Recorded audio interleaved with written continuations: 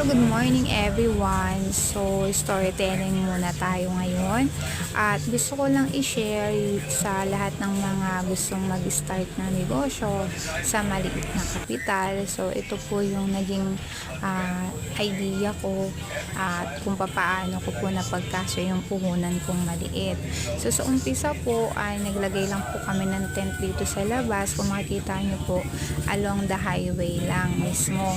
So, mayroon po akong fast moving na napili ko na daing dilis at yung pong mga konting grocery. So, ang aming pong puhunan dyan ay 10,000. 5,000 dun sa dilis at 5,000 po dun sa mga grocery. At ngayon po ay nahirapan po ako doon sa may tent. Tinanggal na po namin dahil doon po sa malalaking truck na bumabiyahe, natatakot ako baka dumating yung chance na sa akin sumalpo ko yung truck. Kaya nilipat po namin dito sa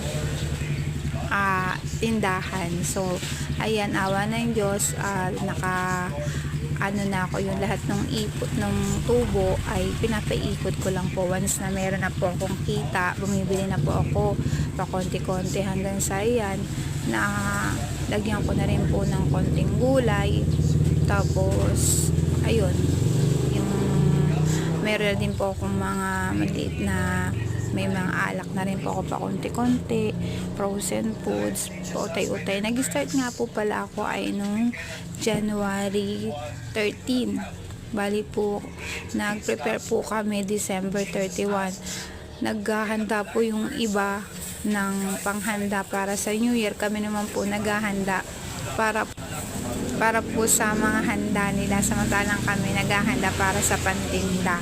Kaya gusto ko lang i-document po ito para po ma-encourage din po yung iba na magsimula pong magnegosyo, hindi hadlang yung walang kapital o maliit lang yung kapital nyo.